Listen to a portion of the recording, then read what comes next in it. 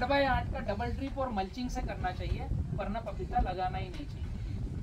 8x8 में 640 पौधे आते हैं 1 एकड़ पे।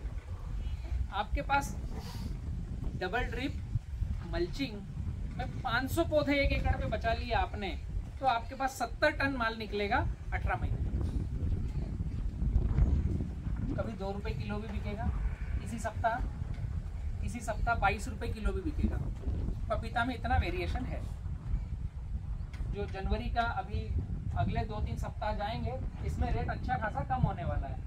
जो 15 मई से 15 जून के बीच में जब पपीता बिकती है, तो उसमें भी रेट अच्छा खासा कम होने वाला है। ये कुछ 2 पॉइंट है, एक ठंडी जनवरी का और एक गर्म मई वाला। इसमें फार्मर को लगता है कि मैंने पपीता क्यों लगा दी, बट वो 2 सप्ताह का काम है, उसमें सब्र रखना है। तो 2 सप्ताह के बाद वापस रेट बढ़ना है। जब 2 रुपए किलो हो जाए तो उसको बेचने की जरूरत नहीं है। जो पट्टे पे फल आ गया है उसको तोड़कर खेत में डाल दो खाद बनने के लिए, क्योंकि मार्केट में खाद लेने भी जाओगे तो 10 रुपए किलो मिलता है बायो फर्टिलाइजर। और जो पपीता सड़ा हुआ खेत में डालोगे, वो आपके गोबर खाद और वर्मी कंपोस्ट से ज्यादा काम करता है वापस खाद का। तो 2 रुपए किलो बेचने की जरूरत नहीं, बट वो 2 सप्ताह 3 सप्ताह ही रहता है। और ऐसा होता है कि फार्मर के पास पीक पीरियड में बल्क में तुड़ाई आई और उसी सप्ताह में रेट हुआ कम। एक व्यापारी को सिखा दोगे ना 2 रुपए किलो माल नहीं देना है, उसको भी उसके घर बार को चलाना है, उसको भी गाड़ी भर के भेजना है चंडीगढ़, उसको भी गाड़ी भर के भेजना है दिल्ली।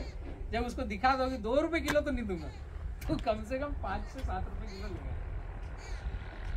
पपीता का पौधा नीचे से ऊपर तक अगर देखोगे आप, 8x8 का जिगजैग ग्राफ रखोगे, या सिंगल ड्रिप अगर किसी के पास है जिसको सिंगल ड्रिप में पपीता करनी है, तो लाइन से लाइन 5 और पौधे से पौधा 10 फीट जिगजैग में। 5 फीट के ऊपर गए मतलब आपको डबल ड्रिप लगानी ही चाहिए, वरना केला पपीता खराब होगा। तो आप 6 फीट 7 फीट 8 फीट पे जा रहे हो पपीता पे, लाइन से लाइन दूर ही रखना चाहिए। पपीता में काफी जगह चाहिए, तो डबल ड्रिप 8x8 सबसे सुंदर ग्राफ है पपीता में। मल्चिंग करना है, 68 स्क्वायर फीट जगह आती है उसकी, और 1 एकड़ में 640 पौधे आते हैं, जिसमें माल आपका 8वें महीने में आएगा। उस दिन आपके पास 550 पौधे ऐसे होंगे 8x8 में, जो एक एक पौधे पर आपको 8वें महीने में 40-40 किलो माल दिख जाएगा 8वें-9वें महीने। और जब माल टूटना चालू होगा तो उसके बाद भरना भी चालू होगा, ऊपर से भरण भी रहेगी। अगर 500 पौधों में आपको 70 टन माल आ रहा है, तो आप समझ लीजिए कि एक पौधे पर कितना माल होगा। पूरा पौधा ऐसे बरगद के समान दिखता है और सारे पत्ते हरे रहते हैं, वायरस आता नहीं है। पपीता में वायरस आने के बहुत सारे कारण हैं, जिसमें एक कारण है कि उसका पौधा, पपीता का पौधा, मैंने केले को लिया, अभी पपीता को मर्ज कर रहा हूँ। पपीता का पौधा हर रोज भोजन चाहता है, हर रोज नया पत्ता देने की कोशिश करता है, हर पत्ते में कली निकालता है, और हर कली में 10, 12, 15 फल रहते हैं। हमें एक पौधों में कितने फल की आवश्यकता है? एक पौधे में 100 किलो माल लेने के लिए 40, 50, 60 फल। इतने फल में हमारी रोजी रोटी चल जाएगी, बराबर है। आप अगर पपीता के पौधे को देखोगे तो जहाँ से पपीता का पत्ता निकला, यहाँ पर एक कली का गुच्छा है, इसमें 10-12 फल आने की संभावना है। मुहाने बने हुए हर पत्ते में, तो नीचे से ऊपर तक पत्तों की गिनती करोगे आप तो 40-50 पत्ते तो यहीं तक हो जाते हैं। इतने में 40-50 पत्ते हो गए उसके। अब हर पत्ते में 12 फल है, 600 है ना, 600 फल की कंडीशन। फिर उसमें जीरो लगता है 6000। हमको 60 नहीं मिल पा रहे। 60 को रोकने में हमें जद्दोजहद लग रही है। या तो पूरा पौधा खाली, या चौथा 5वां पौधा देखोगे तो पूरा पौधा भरा हुआ। जो पौधा भरा हुआ है उसकी छतरी खाली, जो पौधा खाली है उसकी छतरी हरी। कॉम्बिनेशन समझ में आ रहा है? पपीता का पपीता कर रहे हो ना आप लोग? कौन कौन कर रहा है? जो पौधा भरा हुआ है उसकी छतरी धीरे धीरे पीली पड़ना चालू। जो पौधा खाली है उस दिन, जिस दिन भरे हुए को देखेंगे तो उसकी छतरी हरी दिखेगी। छतरी मतलब उसके पत्ते। हरे दिखेंगे। ये कॉम्बिनेशन इसलिए है कि फल जैसे जैसे सेट होता जाएगा वैसे वैसे उसको भोजन ज़्यादा मात्रा में उठाना है। पपीता से हम 18 महीने में कम से कम 10 से 12 लाख रुपए 1 एकड़ से निकाल सकते हैं 18 महीने में। और पपीता को 1 साल की फसल समझ के नहीं लगाना चाहिए। तो जब हमें 1.5 से 2 साल में ज़मीन की तैयारी करी और वापस पपीता निकाल के छोड़ दी तो लगभग 2 साल हो जाएंगे आपको। इस 2 साल में आपको एवरेज साल का 6 लाख रुपए चाहिए पपीता से, तो आपको बिना मल्चिंग के पपीता लगाना ही नहीं है। 5 एकड़ की बजाय 3 एकड़ लगाओ, मैंडेटरी है। जब मल्चिंग हम करते हैं तो मल्चिंग में वैरायटी छोड़ दो, XYZ ले लो, कोई सी वैरायटी 786 ले लो, 15 नंबर ले लो, या जो आपको पसंद हो वो वैरायटी ले लो। बट मार्केट को 786 पसंद है, ये ध्यान रखना। तो वो इतना चलेगा नहीं, उसको चलाने के लिए ही मैं बता रहा हूँ कि कैसे चलेगा। अपन बात करते हैं 786, क्योंकि मार्केट को पसंद है 786। मार्केट 12 महीने में कभी भी अच्छा व्यापारी चाहते हो तो वो 786 ताइवान रेड लेडी को लेके जाएगी। दूसरी वैरायटी गर्मी में 50 किलोमीटर 100 किलोमीटर ट्रेवल करती है, कोई वैरायटी 200 किलोमीटर ट्रेवल करती है, लंबी चाल की नहीं है। 786 का हो सकता है टेस्ट अलग हो। जिस वैरायटी का बहुत ज़्यादा मिठास होगा, जिसका छिलका पतला होगा, वो पसंद आएगी आपको अभी काट कर खाने में। पर जब आप काट करके व्यापारी की गाड़ी बनाओगे तो चंडीगढ़ माल पहुंचेगा नहीं, जम्मू कश्मीर माल पहुंचेगा नहीं। पपीता कहाँ खाया जाता है? जहाँ मुस्लिम आबादी ज़्यादा हो। मीट के साथ उसको खाएंगे, पेट में पाचन क्रिया अच्छी होगी। और सबसे ज़्यादा पसंद पपीता को मुस्लिम जो बाहुल्य क्षेत्र है वो पसंद करते हैं। वो उत्तर भारत में आपको जम्मू कश्मीर में मिलेगा बाहुल्य क्षेत्र, या यूपी में मिलेगा, या बिहार में मिलेगा, या कोस्टल एरिया जहाँ पर समुद्री ज़्यादा मच्छी वच्छी खाई जाती है बहुत ज़्यादा, वहाँ पर पपीता चलेगी बहुत। आप सामान्य तरीके से यहाँ से इंदौर जाओगे तो इंदौर में उतनी पपीता नहीं बिकेगी जितनी पपीता जम्मू कश्मीर में बिकती है। उदाहरण मैं बता रहा हूँ। तो जम्मू कश्मीर में पपीता का रेट अगर आज 60 रुपये किलो है तो तुम्हारे खेत से आज 6 रुपये किलो का रेट रहेगा। सीधा सा कॉन्सेप्ट है, व्यापारी, ट्रेवल, उड़ई, वहाँ पे ठेले वाला और उसको बेचना, ये तो ये सारी प्रक्रियाएं जो है। तो यहाँ से जम्मू कश्मीर जाना है 1500 किलोमीटर 1400 किलोमीटर, तो उसको कम से कम 5 दिन लगता है जाने में। तो आज पपीता पेपर पे रैप करके रखा, उसको पेपर चढ़ा करके, तो 5 दिन वो जाते तक भाजी ना बने वजन आने पर पिचुक जाएगी अगर वो पक गई। तो 786 में ये काबिलियत है कि वो लंबी चाल की है।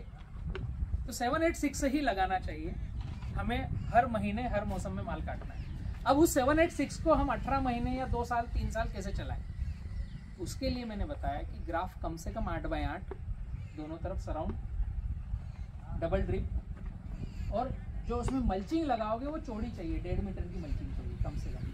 2 तरह की मल्चिंग आती है, हाँ, एक सक्रिय आती है मल्चिंग 1 मीटर की, एक आती है 1.5 मीटर की, 1.25-2 मीटर की। चौड़ी मल्चिंग चाहिए ताकि उसका रूट का जाला अच्छा बने और न्यूट्रिशन पर डे उठाए।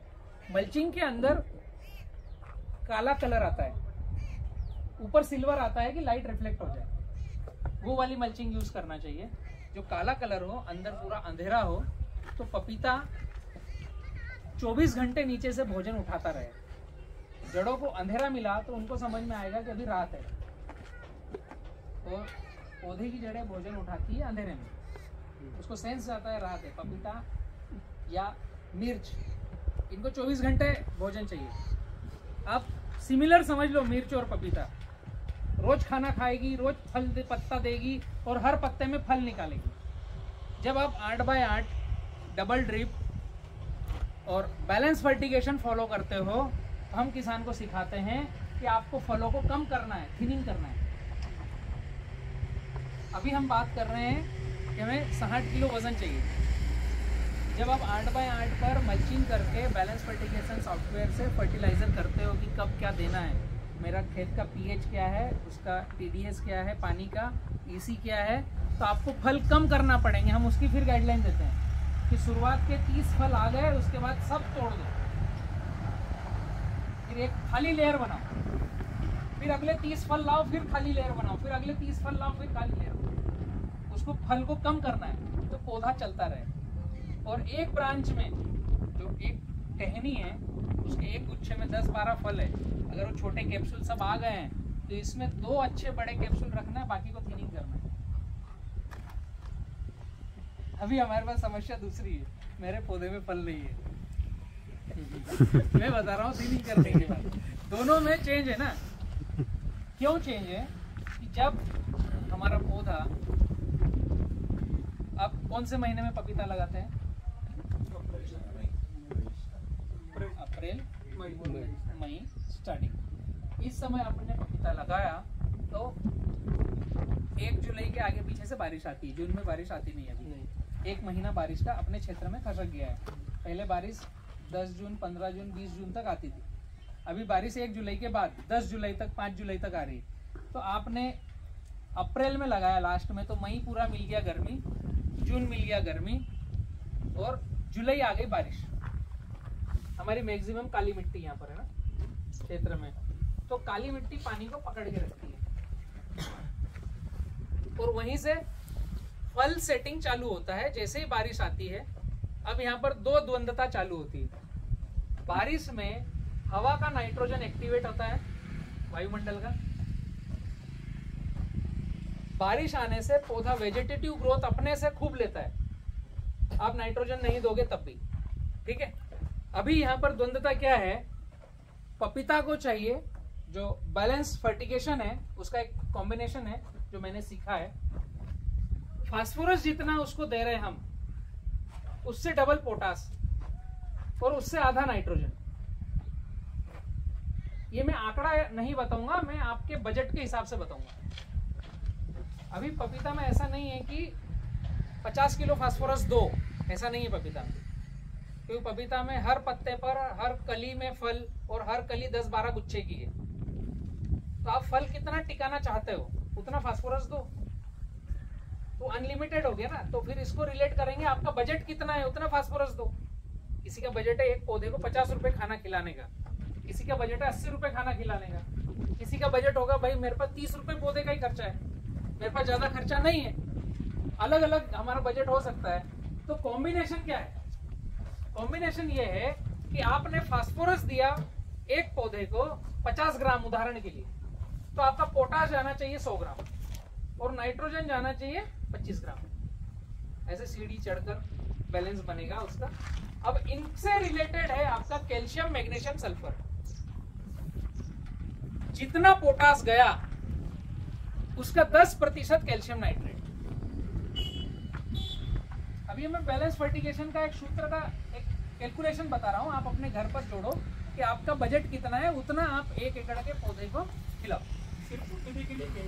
हाँ, ये मैं कैलकुलेशन बता रहा हूँ ओनली पपीता की। तो जितना पोटाश गया उसका 10% कैल्शियम, जितना फास्फोरस गया उसका 20% मैग्नीशियम। फास्फोरस रिलेट करता है मैग्नीशियम से, कैल्शियम रिलेट करता है पोटाश से। और जितना फास्फोरस गया उसका 20% मैग्नीशियम, जितना फास्फोरस गया उसका 10% सल्फर। सल्फर WDG, बेंटोनेंट की बात नहीं कर रहा हूँ। बेंटोनेंट भूलेगा नहीं, बहुत लेट होगा और वो हमें लगेगा हमने डाल दिया, पौधे को मिलेगा कभी ये पता नहीं। तो छोटा सा कैलकुलेशन है, इस कैलकुलेशन से हमने फर्टिगेशन किया। तो पपीता को डेली खाद चाहिए, पानी डेली नहीं चाहिए। तो आपका फर्टिगेशन ऐसा हो कि पपीता पर रेडी फूड अवेलेबल हो, क्योंकि उसको हर रोज नए पत्ते को निकालने की जद्दोजहद करनी है। उस पत्ते में पहले से जो कली आ गई उसको फल बनाना है, अब नीचे जो फल बन चुका है उसको बोल बनाना है। पपीता के काम कितने हैं? बहुत है। और जैसे जैसे फल सेटिंग होता है वैसे वैसे उसको फर्टिगेशन डोज की मात्रा ज्यादा चाहिए। पपीता को पानी केले से 3 गुना कम चाहिए। हमें लगता है कि केले में 22-25 किलो का फल है, उसको पानी ज्यादा लग रहा है। पपीता में 50 किलो फल है, उसको पानी कम लग रहा है। ये द्वंद्वता है, ऐसा ही रहता है। अगर हम केले के बराबर पानी देंगे तो भी छतरी पीली पड़ेगी और गड़बड़ होगा। पानी उसको आज दिया अच्छा, फिर बंद करो 2 दिन, उसको अपने से उठाने दो, तान आने दो, फिर वापस पानी दो, फिर तान आने दो, फिर वापस पानी दो, फिर तान आने दो। ये उसको पानी देने की प्रक्रिया है। बट भोजन उसको रेडी ऐसा चाहिए कि रोज खाए वो। आपने आज पानी के साथ दिया या आपने बेसल डोज दिया, वो उसके पास रेडी फूड होना चाहिए जो वो प्रतिदिन अपटेक करे, तो प्रतिदिन नया पत्ता निकल के आएगा। ये मेजर फर्क है केले और पपीता में। केला अपना भोजन पेट में स्टोर करता है, तने को जाड़ा करता है, वहां भर के रखता है और फिर फल आने पर देता है। पपीता के पास कोई स्टोरेज नहीं है। पपीता के पास, चेयर निकाल लो भाई, और पपीता के पास होल और पोल है। पपीता का जो तना है अंदर से खाली है और बाहर से चमड़ी है, होल और पोल है। एक पपीता के पौधे में हमें 150 किलो माल चाहिए और 1.5 साल तक हमें चलाना है, तो भोजन उसकी जड़ों की मात्रा में रेडी चाहिए। अब यहाँ पर एक और द्वंद्व है, पपीता को नाइट्रोजन यूरिया के फॉर्मेट में नहीं देंगे तो छतरी उसकी अच्छी रहेगी, बट नाइट्रोजन देना है तो कैल्शियम से जा सकता है, अमोनियम सल्फेट से जा सकता है। बारिश आती है उस समय, जब आपका अप्रैल मई का लगाने का टाइम है, तो मई जून और जुलाई जैसे ही उसकी फ्लावरिंग स्टार्टअप होगी और आपके यहाँ बारिश आई और नाइट्रोजन खूब मिल रहा है, उस समय आपको पोटास ज्यादा मात्रा में देना पड़ेगा, वरना आपका पौधा हरा हरा होकर के अच्छे से भगेगा, फ्लावरिंग दिखेगी, टिकेगी नहीं। ये कौन सी टाइमिंग में हमने फल लगाया, उस टाइमिंग से रिलेटेड हमें फर्टिगेशन को पकड़ के रखना पड़ेगा। पपीता में हमारा पपीता चौथे महीने के बाद फ्लावरिंग दे करके सेटिंग पर आना चालू होता है। उस समय आपके क्षेत्र में बारिश अगर हो रही है अच्छी खासी ज़्यादा, तो हवा का नाइट्रोजन एक्टिवेट होता है और पौधा ऑटोमेटिक लेता है, तो बहुत हरा दिखेगा, बहुत जोर से चलेगा। अब उसको पकड़ के रखने का टाइम है, भागे ना। ड्रिप से लियोसिन दो, रोको। स्प्रे में लियोसिन दो, रोको। पोटास ज्यादा मात्रा में दो, रोको। पोटास और फास्फोरस ज्यादा मात्रा में रेडी अवेलेबल कराओ और रोको। रूटिंग पर चेंज करो। वेजिटेटिव ग्रोथ से रिप्रेजेंटेटिव ग्रोथ पर चेंज करने के टाइम है। अब ये हर किसी के लिए नहीं है, ये उसके लिए है जिसकी फ्लावरिंग आने वाली है और बारिश हो रही है बहुत। ये हर किसी के लिए नहीं है। अभी किसी ने जनवरी में लगाया है तो उसका बारिश के टाइम में तो फ्रूट ही सेट हो चुका है, उसकी तो कंडीशन अलग होगी। उसको तो अच्छा है नाइट्रोजन गिरने दो, क्योंकि 10-20 किलो माल उस पर टिक चुका होता है जिसने जनवरी में पपीता लगाया। तो पपीता कभी भी लगा सकते हैं, अप्रैल में ही लगाएंगे ऐसा कुछ उसका साइंस नहीं है। हम पपीता जब नजदीक समझकर लगाते हैं कि मैं इसको रमजान में तोड़ूंगा तो रेट अच्छा मिल जाएगा, उसके बाद मुझे पता नहीं, इसलिए हम अप्रैल में लगाते हैं, है ना। हम रमजान के महीने में पपीता कैसे टूटे, या जो गर्मी की नवरात्रि है उसमें पपीता कैसे टूटे, तो उसका रेट मुझे एक बार का मिल जाए, तो वो आपकी कितनी कटिंग होगी रमजान का पूरा महीना, मतलब कितनी कटिंग, 2 कटिंग बस। और पपीता आपको अच्छे से बनाते आ गया तो हर महीने 3 कटिंग लोगे ना, 10 दिन में 1 कटिंग। डिपेंड करेगा आपके पौधे पर पत्ते कितने हैं। जब हम 8x8 पर डबल ड्रिप पर मल्चिंग करके पपीता लगाते हैं और जो मैंने फर्टिगेशन शेड्यूल बताया इसको फॉलो करते हैं, तो हमारे पास पपीता के पत्तों को हमें तोड़ना पड़ेगा। उसका पत्ता हरा पीला नहीं होता है, क्योंकि नीचे माल अब सेट हो गया है। अब वो उसको भी धूप थोड़ी बहुत चाहिए, तो वो पट्टे पे जल्दी आए, तो हमें पत्तों को काटना पड़ेगा। पपीता में जब बड़ा ग्राफ लेते हैं तो ये कंडीशन बनती है, जब छोटा ग्राफ लेते हैं तो पत्ते खुद से ही पीले होकर के ड्रॉप हो जाते हैं और पूरा पौधा हमें नंगा मिलता है। हमें पपीता का पौधा चाहिए कपड़े पहने हुए। जितने फल सेट करना है कम से कम 5 फल पर 1 पत्ता चाहिए पपीता में। केले का सूत्र है 1 पंजे पर 1 पत्ता चाहिए। पपीता में 5 से 8 फल 1 पत्ता चौड़ा, जो हरा फोटोसिंथेसिस कर रहा हो। अगर हम नीचे बैठक से पत्ते ले रहे हैं, फल ले रहे हैं, मतलब हमने हाइट बढ़ने नहीं दी, तो उसका सूत्र है कि आप तान दे करके पौधे को चलाओ। पानी दिया, स्ट्रेस दिया, पानी दिया, स्ट्रेस दिया। अगर आप मल्चिंग करोगे तो हो सकता है 15-20 दिन पानी ना देना पड़े, प्लांटेशन करने के बाद आपने उसको चला लिया, फिर उसकी एक स्टेज ये आएगी कि 15-20 दिन तक पानी बंद करना पड़ेगा ऐसी काली जमीन में, वरना वो भागता रहेगा, चलता रहेगा, उसकी हाइट बढ़ेगी, तो नीचे से फल आएगा स्ट्रेस लेकर के जल्दी। चौथे महीने में, पौने 4 महीने में अगर तान दे करके चलाया तो वो फ्लावरिंग दे देगा। अभी आपके शुरुआत के 30 फल सेट हुए तो कितने पत्ते होना चाहिए 30 फल सेटिंग में? फिर हमें थिनिंग करना है, सफाई करना है। क्या बताया मैंने? 5 फल से 8 फल पर 1 पत्ता, तो 30 फल सेट हुए तो उसमें कम से कम 5 से 6 पत्ते बड़े होना चाहिए जो फोटोसिंथेसिस कर। नीचे से जो पीला बन के निकल रहा है वो नहीं, जो ऊपर आकर के अभी खुला है वो नहीं, जो फैल गया अब वो फोटोसिंथेसिस कर रहा है, जो नीचे आ गया या जो डाउन हो गया। तो कम से कम 30 फल में 6 पत्ते हरे बड़े चौड़े, उसके बाद हम थिनिंग कर सकते हैं। अगर इन पत्तों से कम है पत्ते तो फिर हमें 25 पत्ते फल पर ही थिनिंग करना चाहिए। This is the calculate farming. थोड़ा ज्यादा हो रहा है? नहीं हो रहा है।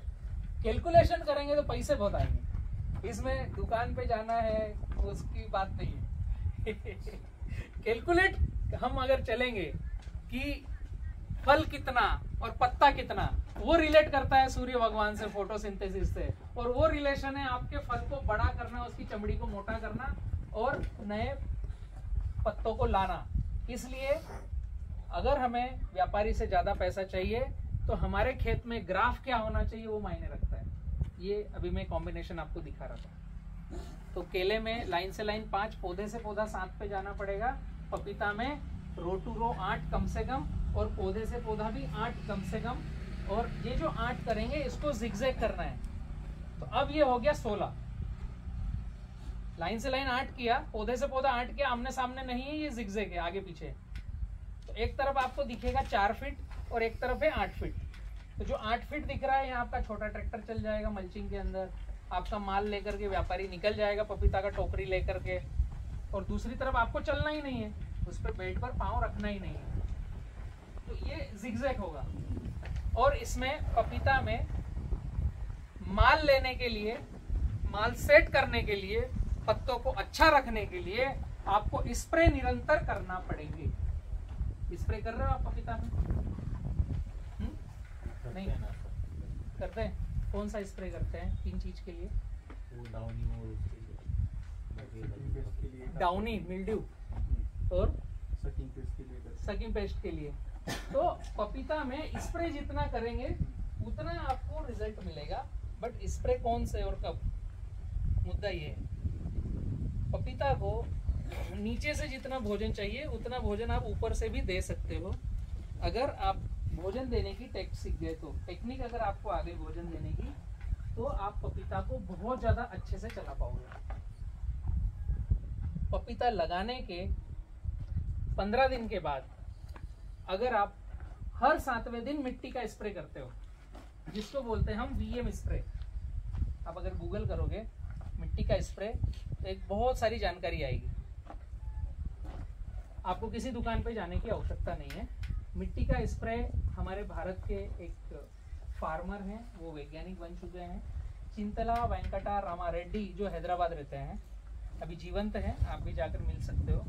और भारत के सबसे महंगे अंगूर उनके खेत के बिकते हैं, क्योंकि वो केवल मिट्टी का स्प्रे करते हैं और अंगूर एक्सपोर्ट करते हैं, वो अंगूर की खेती करते हैं। भारत सरकार ने उनको पद्मश्री का अवार्ड दिया है, इसीलिए कि आपने मिट्टी के स्प्रे की इजाद करी। मिट्टी का स्प्रे दुकान पे मिलता नहीं, इसलिए हमें पता नहीं, उसका कोई पैसा नहीं। जब मिट्टी का स्प्रे का इजाद हुआ था, जब अमेरिका के राष्ट्रपति थे जॉर्ज बुश, उनको जब पता चला तो वो इंडिया आए, रेड्डी जी से मिले, इनसे काफ़ी सारा ज्ञान लिया उन्होंने अमेरिका के लिए, और अमेरिका मिट्टी का स्प्रे यूज़ करता है। उनको एमिडा या ये दवाइयों की एक्टाराकिन इनकी ज़रूरत नहीं है, अमेरिका वालों को दवाइयाँ उन्होंने ही निकाली हैं, वो यूज़ करते हैं मिट्टी का स्प्रे। तो गूगल पर ये सारी चीज़ें अवेलेबल है, वो करना कैसे है वो मैं बतला देता हूँ, और मिट्टी के स्प्रे के फायदे क्या है। मिट्टी का स्प्रे 200 लीटर पानी का ड्रम है, तो 10% मिट्टी लेना है, मतलब 20 किलो मिट्टी लेना है, और 200 ग्राम वाइसेनोमेटा लेना है। वाइसेनोमेटा के अंदर आता है सुक्रोज और गो अर्क। केवल 2 ही चीज डालना है पानी में। 200 लीटर पानी, 20 किलो जंगल की मिट्टी, 200 ग्राम वाइसेनोमेटा, कम से कम 2 दिन रखना है उसको। और 2 दिन रखोगे तो उसको 2 से 3 बार दिन में हिला देना है। एक जो 200 लीटर का बैरल ड्रम है उसमें लक्कड़ डाला और उस लक्कड़ में नीचे प्लस का साइन बनाया, लकड़ी से ही 6-6 इंच का प्लस बना दिया। जैसे हम छाछ करने की मथनी रहती है ना, उसमें प्लस का साइन रहता है, वैसे ही। तो जब हम स्प्रे या घोल कोई बनाते हैं तो उसको हिलाना कैसे चाहिए, ऐसे प्लस के साइन से उस लकड़ी को ऊपर नीचे उठाना है। जब ये प्लस वाली लकड़ी ऊपर नीचे जाएगी तो सारा मीडिया ऊपर आएगा और नीचे जाएगा। ऐसे हिलता है पानी। हम कोई भी घोल बनाते हैं तो कैसे हिलाते हैं, ऐसे जब घोल हिलाते हैं तो नीचे का नीचे हिलता है, बीच का बीच में हिलता है, ऊपर का ऊपर हिलता है, तो पूरा मिश्रण नहीं बनता है। समझ पा रहे हैं? अब कोई सी भी दवाई घोलो, लकड़ी उसके नीचे प्लस और उसको ऊपर नीचे हिलाना है। जब ऊपर नीचे हिलाएंगे तो पूरा पानी ऊपर आएगा, या ड्रम भरो और फिर खाली करो, फिर ड्रम भरो फिर खाली करो, तो पूरा मिक्सअप होगा।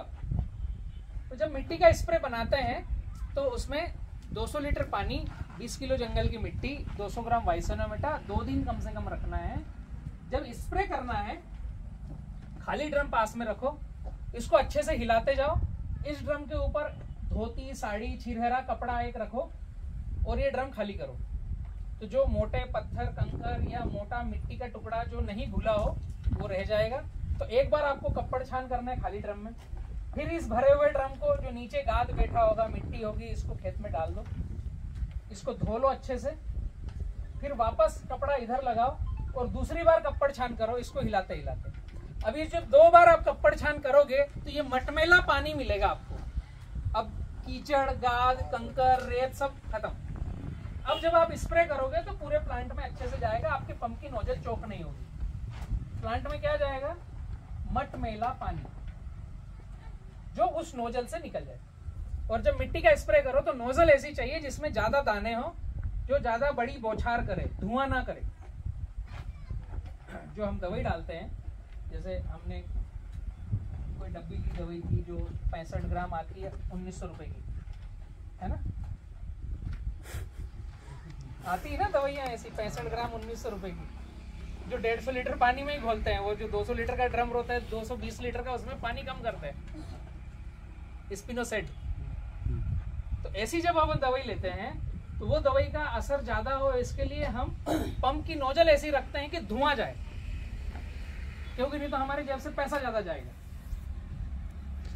65 ग्राम आपका 1900 रुपए का है, तो वो असर करे ज्यादा, इसलिए हमें वैज्ञानिकों ने बताया कि धुआं दो, ताकि वो रोम छिद्र के अंदर घुस जाए।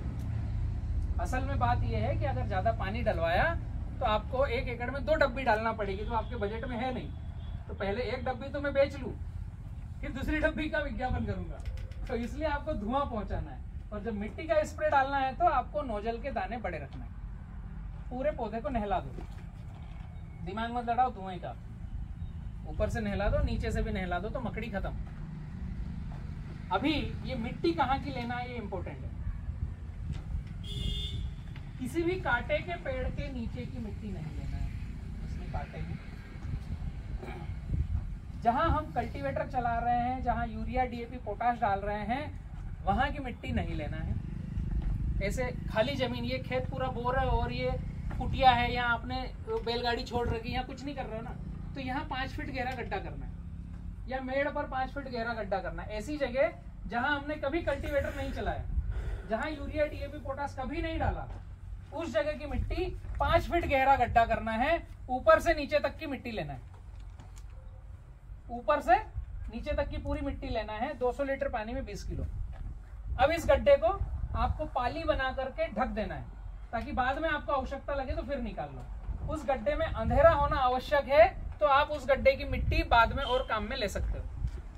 अगर अंधेरा नहीं है तो फिर एक लेयर हटाओ और अंदर की लेयर लो, अंधेरा चाहिए, उसके अंदर पानी भरा हुआ नहीं चाहिए, वह डार्क जोन में रहना चाहिए मिट्टी। तो वहां की बैक्टीरियल एक्टिविटी वैसे के वैसे रहेगी जैसे आपने पहली बार मिट्टी निकाली।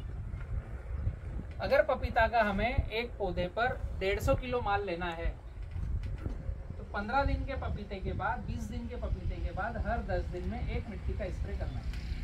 दुनिया का कोई दवाई लाकर कभी भी डालने की आवश्यकता नहीं पड़ेगी। पत्ते को भी नहलाओ, नीचे से भी नहलाओ, डंठल को भी नहलाओ। जब फ्रूट सेटिंग वाला टाइम आएगा, जब आपका अप्रैल मई का प्लांटेशन है और फ्लावरिंग स्टार्ट होने के पहले बारिश हो रही है और पौधा भाग रहा है, उस समय जब आप मिट्टी का स्प्रे बार बार दोगे तो पौधा रुकेगा। उसमें न्यूट्रिशन बहुत ज्यादा है। मिट्टी का स्प्रे किसी भी व्हाइट फ्लाई, थ्रिप्स, माइट्स, तुड़तुड़ा, महुआ, मक्खी को मारता नहीं, उसको भगाता है, उसको वहां पौधे के ऊपर रहने देता नहीं। हमारा पपीता खराब होता है माइट से सबसे ज्यादा। आपके यहाँ पपीता किससे ज्यादा खराब होता है? Might say. तो माइट्स आता है पत्ते के नीचे, माइट्स आता है जो कली निकलती है उस कली की डंठल की रिंग पर, यहां से चुसता है। आपका फ्लावर आया, पत्ते के ऊपर डंठल आया, उस डंठल में 3-4 डंडियां आई, उसमें 10-12 कलियां आ गई। उस कली को ध्यान से देखोगे तो कली के यहाँ रिंग पर आपको सकिंग पेस्ट मिलेगा। तो आपको जो मिट्टी का स्प्रे है वो पूरे डंठल पर भी करना है ताकि फल ड्रॉप ना हो, पत्ते के नीचे भी करना है ताकि फल ड्रॉप ना हो। अभी आपको ध्यान ये रखना है कि हम कौन सा अच्छा स्प्रे पंप यूज करें जिससे सभी जगह हमारा पानी पहुंच जाए। दवाई का पैसा तो बच गया ना आज के बाद। हाँ, ट्रायल करके देखो। मेरे पूरी टीम जो मैं पूरे भारत में और भारत के बाहर जो चर्चाएं करता हूँ, जो मेरे साथ जुड़ता है वो केवल मिट्टी का स्प्रे करता है, वो कोई दवाई डालता नहीं। ये जो चना बो रखा है ना, इसमें हम मिट्टी का स्प्रे करते हैं, इल्ली मारने के लिए कोई दवाई नहीं डालते। चने में आपको ज्यादा लगेगा ना इल्ली नाशक, और सबसे महंगा वाला लगेगा सफेद कलर का दवाई, उसके बगैर बचेगा नहीं इल्ली, है ना। तो वो आप अगर मिट्टी का स्प्रे इसमें डालोगे तो आपको कोई दवाई डालने की जरूरत नहीं पड़ेगी। ये हमारे सैकड़ों ट्रायल हो चुके हैं। और पपीता को वायरस फ्री रखना है तो मिट्टी के स्प्रे के अलावा कोई उचित दवाई है नहीं। काम कैसे करता है वो बतलाता हूँ तो आपको समझ में आएगा। मिट्टी का स्प्रे काम करता है, जो ऊपर की लेयर से नीचे 5 फीट तक की लेयर की जब आप मिट्टी निकालते हो तो 1 मीटर के नीचे आपको देसी केचुआ की हलचल दिखने लगेगी। और जब आप 5 फीट गहरा गड्ढा खोदोगे तो 1 मीटर के नीचे नम जमीन मिलने लगेगी। किसी किसी के यहाँ 2 फीट के बाद में ही नम जमीन मिल जाएगी, किसी के खेत में 3 फीट 3.5 फीट के बाद नम जमीन मिलेगी। तो जहाँ नम वाली जमीन है वहां देसी केचुआ अभी भी जिंदा है और वो मिट्टी खाता है और मिट्टी निकालता है।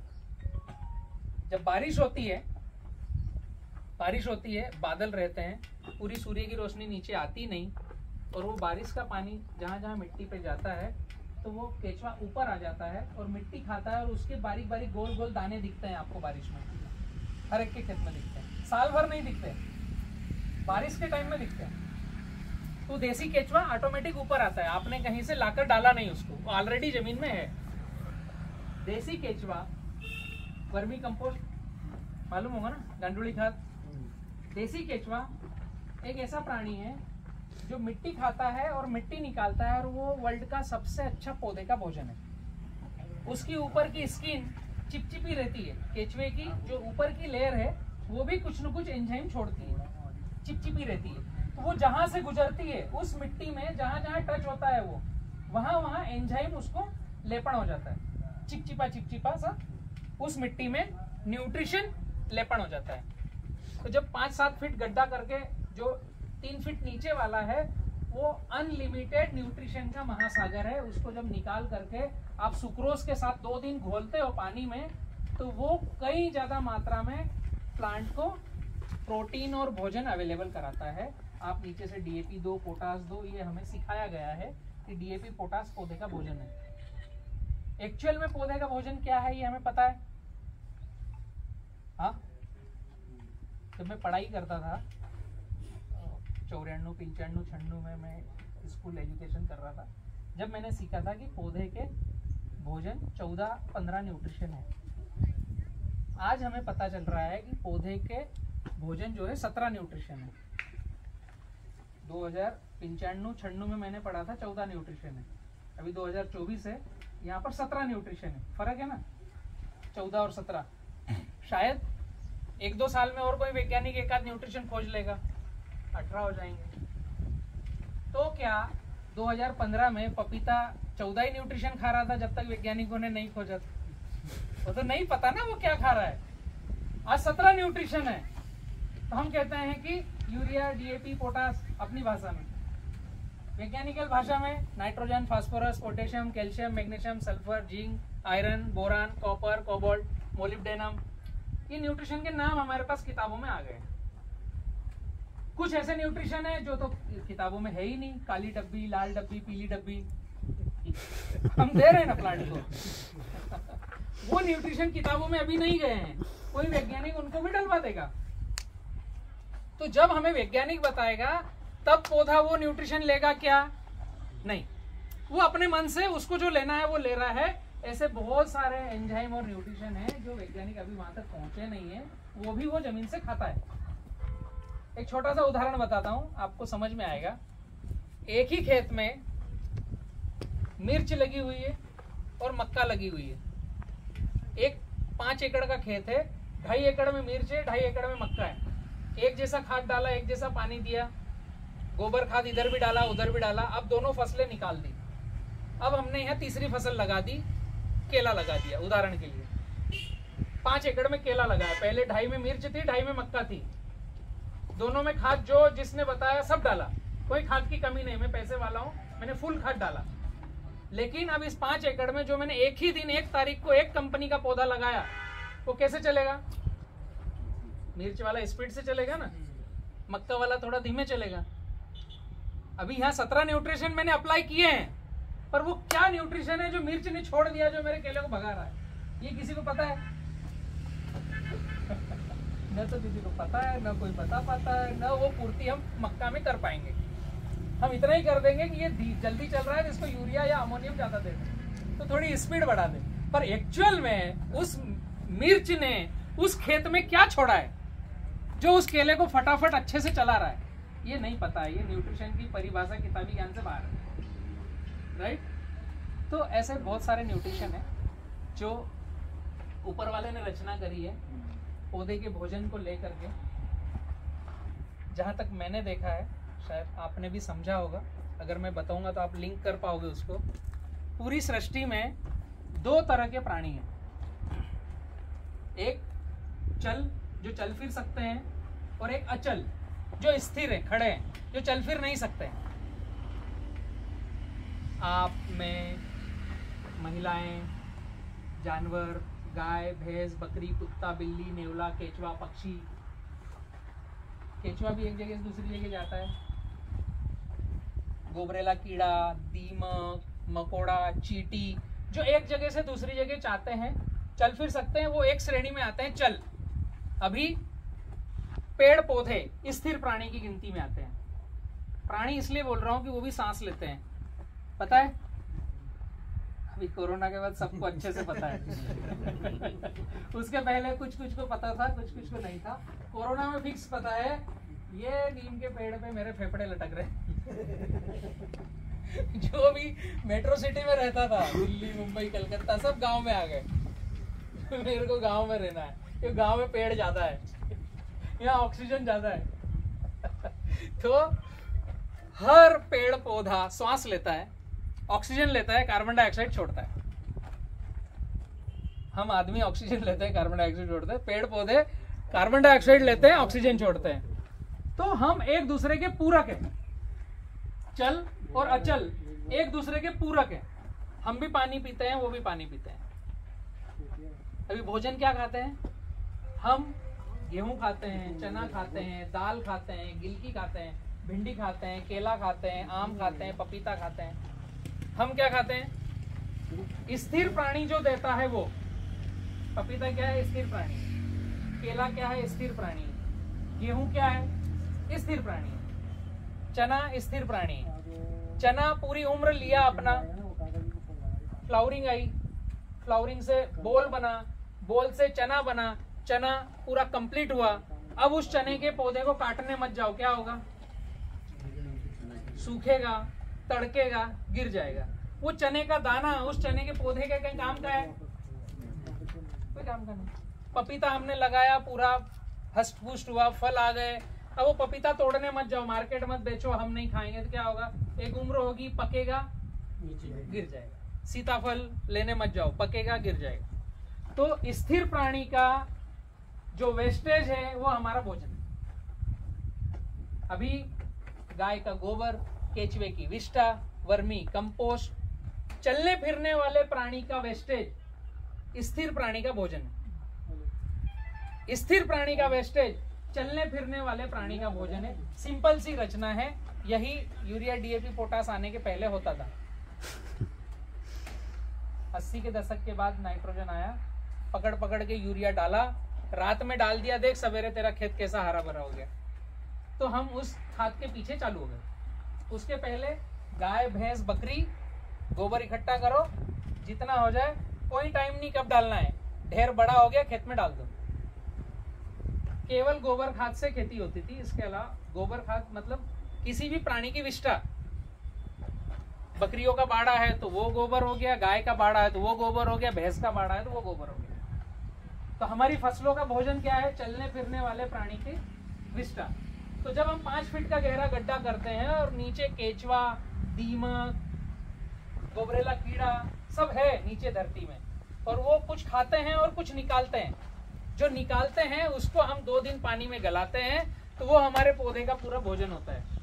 ये जो 5 फीट गहरा गड्ढा करके आप जब वीएम स्प्रे बनाओगे तो आपकी पपीता के लिए 100% न्यूट्रिशन का काम करता है। मार्केट में 19 डालूं या micronutrients, mix micronutrients, EDTA form का ला करके डालूं, 250 ग्राम 1 एकड़ पे स्प्रे कर दूं, उसको दिमाग लड़ाने की जरूरत नहीं।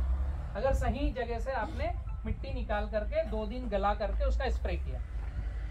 दूसरा, इसमें बहुत सारे बैक्टीरिया ऐसे हैं जो आपके प्लांट को, आपके सकिंग पेस्ट को भगाने में मदद करते हैं।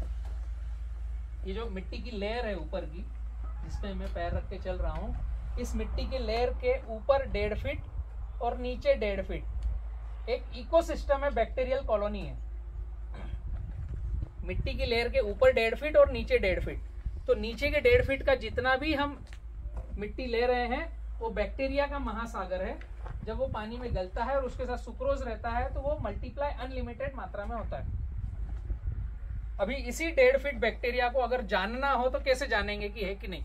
बलराम ने बताया वो सही है कि गड़बड़ है, खुद जान सकते हो। जैसे अभी हमारे घर में फ्रिज आ चुके हैं, किसी के घर फ्रिज नहीं होगा अभी भी, तो वहाँ जो दाल बनती है वो दाल किचन में नीचे नहीं रखते हैं, ऐसे छीके पे टांगते हैं ना दाल, पता है किसी को?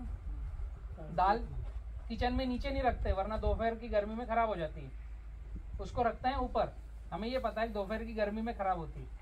एक्चुअल नीचे मिट्टी के संपर्क में रखेंगे तो बैक्टीरिया बहुत सारे रहते हैं जो दाल को 8 घंटे 6 घंटे में खराब कर देते हैं, इसलिए उसको छीके पे टांगते हैं मिट्टी से 3 फीट 4 फीट ऊपर। अगर यहाँ शाहदा में मटन मार्केट हो तो वहां पर जाना, मटन को ऐसे हुक में लटका करके ऊपर रखते हैं, नीचे फर्श पर नहीं रखते। नीचे रखेंगे तो मटन सड़ने लगता है, ऊपर हुक पर टांग कर रखते हैं तो मटन सूखता है, सड़ता नहीं। जब नीचे मिट्टी के संपर्क में उस 1.5 फीट की लेयर में आता है कोई भी ऐसी वस्तु जो बैक्टीरिया पकड़कर उसको बैक्टीरिया खाने लगे, तो उसको हम मिट्टी की लेयर से 1.5 से 2 फीट ऊपर रखते हैं। हमारे सोने की खटिया 1.5 फीट की हाइट की है, ये पता है आपको क्यों है 1.5 फीट की हाइट की? खटिया 1.5 फीट 2 फीट की क्यों है? हम नीचे भी सो सकते हैं ना, जबरन का मेंटेनेंस लगा दिया।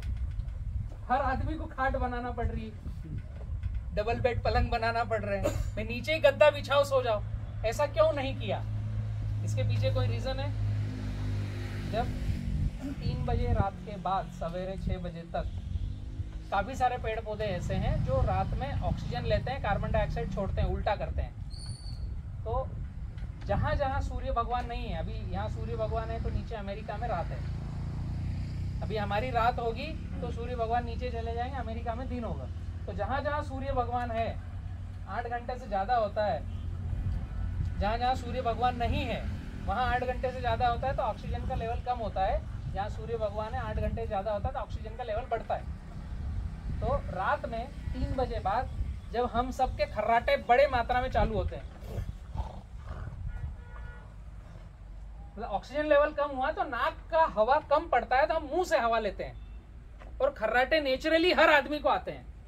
जब ऑक्सीजन की मात्रा कम होती है तो हम मुंह से सांस लेना चालू करते हैं। अगर हम खटिया पे नहीं सोएंगे और नीचे सोएंगे इस मिट्टी के संपर्क में, तो वो जो 1.5 फीट की लेयर में बैक्टीरिया है वो आपकी आंतों में जाएंगे और आपको पेट संबंधित बीमारियां ज्यादा होगी। 1.5 फीट की खटिया का ये कारण है। आप अगर नीचे सोना पसंद करते हो तो आपको फर्श पर सोना पड़ेगा। ऐसे खेत में मिट्टी में यहाँ गद्दा लगाकर सोओगे ऐसी जगह पर, तो बैक्टीरिया बहुत ज्यादा मात्रा में आपके पेट के अंदर जाएंगे और आपके पेट की बीमारियां आपको चालू हो जाएगी, बैक्टीरियल बीमारियां चालू हो जाएगी। इसलिए हम 1.5 फीट का बेड रखते हैं। समझ में आया हमारा खटिया क्यों 1.5 फीट का है? तो ऐसे कई सारे कारण हैं जो आपको प्रमाण देंगे कि जो मिट्टी की सतह है उसके 1.5 फीट ऊपर और 1.5 फीट नीचे एक इकोसिस्टम है जिसको हम बोलते हैं बैक्टीरियल कॉलोनी। और जब वो 1.5 फीट नीचे की मिट्टी हम पानी में डालते हैं, उसमें सुक्रोज डालते हैं और 2 दिन उसको रखते हैं, तो कई ज्यादा मात्रा में न्यूट्रिशन और बैक्टीरिया को प्रोड्यूस करता है, ज्यादा मात्रा में बनते हैं। और उसका स्प्रे हम जब पौधों पर करते हैं तो न्यूट्रिशन मिलता है, टॉनिक मिलती है, भोजन मिलता है और पौधा बहुत अच्छी ग्रोथ लेकर चलता है। अब इसमें क्वेश्चन आएगा कि मेरे पौधे की माइट्स कैसे मरेगी, मेरे पौधे की थ्रिप्स कैसे मरेगी, आ रहा है प्रश्न? तो उसका आंसर ये है कि किसी भी प्लांट में पत्ते में रोम छिद्र हैं। जैसे हमारी स्किन को अगर देखेंगे तो जूम करके देखेंगे, फोटो खींचकर उसको जूम करेंगे तो छिद्र मिलेंगे, पोर्स है। ऐसे ही प्लांट के पत्ते को आप फोटो खींचो और उसको जूम करो तो उसमें हल्के हल्के छिद्र हैं। पत्ता सवेरे की पहली किरण आती है, पत्ते को लाइट मिलता है, उस समय हल्की सी खुशबू छोड़ना चालू करता है।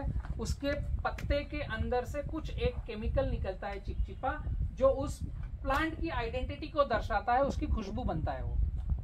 जैसे ही अंधेरे से रोशनी आती है तो क्लोरोफिल एक्टिवेट होता है, पत्ते का हरापन जो क्लोरोफिल है वो एक्टिवेट होता है और एक हल्का सा एंजाइम अपने रोम छिद्र से बाहर आता है।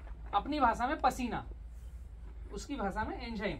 वो जब बाहर आता है तो प्रकृति को पता चलता है कि यहाँ नीम का पेड़ है, प्रकृति को पता चलता है कि यहाँ जामुन का पेड़ है, प्रकृति को पता चलता है यहाँ मिर्च का पौधा है, प्रकृति को पता चलता है कि यहाँ पपीता है। प्रकृति को पता चलना मतलब कीट पतंग तुड़तुड़ा महुआ मक्खी मच्छर को सेंस जाता है कि ये पपीता है, ये मिर्च है, ये बैंगन है। एक ही जगह 3 पौधे हैं तो बैंगन में इल्ली ज्यादा मिलेगी, मिर्च में थ्रिप्स ज्यादा मिलेगी, पपीता में माइट्स ज्यादा मिलेगी। एक ही जगह रख दो, सभी में हरापन है, सभी में क्लोरोफिल है। वो इल्ली आपको पपीता में कम मिलेगी, वो थ्रिप्स आपको बैंगन में कम मिलेगी, बैंगन में इल्ली ज्यादा मिलेगी। फर्क समझ रहे हो? तो वो एंजाइम इनवाइट करता है ऐसे लोगों को जो उनको पसंद करे। भाई किसी को गिलकी की सब्जी पसंद है, किसी को पपीता की सब्जी पसंद है, किसी को भिंडी की सब्जी पसंद है। तो वो जो एंजाइम सुबह सूर्य की रोशनी आने से निकलता है वो इन सबको इनवाइट करता है, रस चूसक कीट पतंग तुड़तुड़ा महुआ मक्खी मच्छर को, और वो उस पर जाकर बैठते हैं और क्लोरोफिल को और उस एंजाइम के साथ उसको खाने लगते हैं। इल्लियां पत्ते को ही खा जाती है, थ्रिप्स ऊपर के छिलके हटा करके क्लोरोफिल को खाती है, माइट्स नीचे से रस चूसना चालू करती है तो पत्ता नीचे झुकता है, और थ्रिप्स ऊपर से करती है तो ऊपर ऐसे बबल आ जाते हैं और पत्ता ऊपर टर्न होता है। अब जब आप 2 बार कप्पड़ छान किया हुआ मिट्टी का स्प्रे प्लांट पर स्प्रे करते हो, पत्तों पर स्प्रे करते हो, तो होता क्या है? पूरा गाद वाला स्प्रे करना नहीं है, 2 बार कप्पड़ छान करके स्प्रे करना है तो मटमेला पानी जाएगा। थ्रिप्स को किसी ने देखा है कैसे आती है? थ्रिप्स। जैसे आता है छोटा छोटा कत्थई कलर का छोटा सा दाना अगर वो पत्ते पर चल रहा है तो बहुत ध्यान से देखना पड़ेगा या दूरबीन लगाना पड़ेगा, तो दिखेगा हल्का सा। मेरे अंगूठे पर लगभग 2000 थ्रिप्स आ जाएगी, इतना छोटा आता है वो थ्रिप्स। वो क्या करता है, उसके ऐसे दांत रहते हैं, इससे वो पत्ते को छीलता है। उसको देखोगे तो ऐसे 2 दांत दिखेंगे, पत्ते को छीलता है, फिर नीचे के मुंह से उसके क्लोरोफिल को खाता है। तो जब मेरे अंगूठे पर जो 2 से 3000 आ सकती है, उसका साइज कितना छोटा होगा, उसकी आंखें कितनी छोटी होगी। देखता तो वो भी है, सेंस तो वो भी करता है, ठीक है। जब आप मटमेला पानी उस प्लांट पर स्प्रे करते हो तो ये जो सवेरे सवेरे एंजाइम निकलता है वो मिट्टी के संपर्क में आता है। आपने पानी डाला तो उसमें कुछ तो कण बचा है ना, वो पकड़ छान करने के बाद भी मटमेला बचा है। वो मटमेला पानी पत्ते के ऊपर जाता है तो वो हल्का सा मटमेला पत्ता होता है। थ्रिप्स के लिए इतना हल्का सा काफी है। उसकी आंख कितनी छोटी है, हमें दिख नहीं सकती, सुई की नोक के बराबर। तो उसके लिए वो हल्का सा मटमेला कितना है, बहुत ज्यादा है, पहाड़ जैसा। और जब वो पत्ते के ऊपर रोम छिद्र में से जो उसका चिपचिपापन निकला और वो मिट्टी के संपर्क में आया तो मिट्टी उसको सोख लेती है, खुशबू को मिट्टी सोख लेती है। अब सवेरे सवेरे आपकी जो खुशबू उड़ना है वो अलग तरीके से उड़ेगी या नहीं उड़ेगी। जैसे बारिश होती है, मिट्टी के संपर्क में आता है तो एक सौंधी सौंधी खुशबू आती है। अभी नॉर्मल अभी जो हवा चल रही है ऐसी खुशबू नहीं आएगी ना, कहीं पानी गिर गया तो उसकी महक अलग आएगी। मिट्टी के संपर्क में पानी आने से महक बदल जाएगी। तो आपके पत्ते पर जो मिट्टी का स्प्रे हुआ है और सवेरे 7 बजे वो केमिकल निकला और वहां पर मिट्टी का दाना है और उसने सोख लिया, एक तो खुशबू उड़ना कम, तो आपके यहाँ इन्विटेशन का प्रमाण कम। अभी थ्रिप्स वहां पर आई, फिर भी हरा पत्ता तो दिख रहा है, आई क्या दिखेगा उसको, मिट्टी। आपको थाली में मिट्टी परोस के देंगे, आप खाएंगे, वो उसके लिए भोजन नहीं है, तो वहां से चलते बनेगा। ये नैसर्गिक है, ये प्रैक्टिकल है, ये हमने किया है, कई सारे रिसर्च पेपर है इस पे। उसके बाद भी अब खाने को नहीं है, पूरे खेत में मिट्टी मिट्टी है पत्तों पर, मरता क्या ना करता तो खाना चालू करेगा। जैसे ही खाएगा तो पहले मुंह में क्या आएगा, मिट्टी। इन रस चूसक कीटों की आंतें कम होती है, नहीं होती है किसी किसी की। जब मिट्टी खाते हैं तो पचती नहीं तो भूख बाद में लगती नहीं, भूख बाद में लगती नहीं तो उनकी क्रियाएं हो जाती बंद और थोड़े पल में जीवन लीला समाप्त। सिंपल सा साइंस है जो चिंतला वेंकटा रामा रेड्डी जी ने निकाला और पूरे वर्ल्ड को दिया कि आप मिट्टी का स्प्रे करो, कोई सी भी दवाई लाने की जरूरत नहीं पड़ेगी। इल्ली भी पत्ता खाएगी तो पहले मिट्टी मुंह में जाएगी, थ्रिप्स पत्ता खाएगी तो मिट्टी मुंह में जाएगी, माइट्स पत्ता खाएगी तो मिट्टी मुंह में जाएगी। सिंपल सा कॉन्सेप्ट। और ये जब रोम छिद्र सवेरे 7 बजे खुलते हैं, इसमें वो मिट्टी पकड़ती है और रोम छिद्र जब बंद होते हैं तो वो न्यूट्रिशन एंजाइम अंदर चले जाते हैं। बहुत सारी हम खेती ऐसे करते हैं जिसमें कोई फर्टिलाइजर नहीं डालते, केवल हर 7 दिन में मिट्टी का स्प्रे करते हैं और फसल पकाते हैं। गेहूं, चावल, चना, इनमें हम खाद ही नहीं डालते हैं। केवल हर 7 दिन में, 5 दिन में, 10 दिन में मिट्टी का स्प्रे करते हैं और फसल काट के घर लेकर जाते हैं। न कोई स्प्रे, दूसरा कोई केमिकल का, न कोई फर्टिलाइजर। तो ये मिट्टी का स्प्रे अगर आपने पपीता में चालू किया, एक पौधे से 70 से 150 kg माल मिनिमम आपको मिलेगा 18 महीने। प्रैक्टिकल है, कई सारे किसान कर रहे हैं। पपीता की अच्छी खेती करना हो, 8x8 डबल ड्रिप, 15 दिन के बाद हर 10 दिन में मिट्टी का स्प्रे, जब तक पपीता तोड़ना हो। मार्केट का कोई स्प्रे लाने की जरूरत नहीं। पपीता में वाटर सोल्यूबल पपीता को बहुत ज्यादा बिगाड़ देंगे, जल्दी वायरस लेके आएंगे। किसी भी वाटर सोल्यूबल का पपीता में एंट्री देने की जरूरत नहीं। जो बेस्ट फर्टिलाइजर है, जो सब्सिडी में खाद मिलता है, DAP 10-26-26, 12-32-16, SSP, पोटास, इनसे पपीता को आप पकाओगे तो वायरस कम आएगा या नहीं आएगा। मल्चिंग पपीता में रखोगे तो वायरस कम आएगा या नहीं आएगा। डबल ड्रिप पपीता में रखोगे तो कम आएगा या नहीं आएगा। 8x8 से बड़ा ग्राफ रखा तो वायरस कम आएगा या नहीं आएगा? किसी भी महीने पपीता लगा लो, अगर फ्लावरिंग स्टेज चालू नहीं हुई और बारिश आ गई तो आपको फास्फोरस और पोटाश ज़्यादा देना है। तो कौन से महीने लगा है वो मेरे को पता नहीं। अगर फ्लावरिंग नहीं है और बारिश हो रही है तो वायुमंडल का नाइट्रोजन एक्टिवेट होगा, जो आपके पपीता के लिए वायरस एंट्री का कारण बनेगा। अभी तो पौधा वेजिटेटिव ग्रोथ करेगा, बट वो नाइट्रोजन काफी सारा तने में ले लेगा, नीचे बूंदे में, ऊपर जाते जाते तो होल और पोल बनेंगे, उसमें लेगा नहीं, बट नीचे जो नाइट्रोजन उसने ले रखा होगा वो आपके प्लांट को डैमेज करेगा, आगे वायरस की प्रक्रिया में बढ़ोतरी करेगा।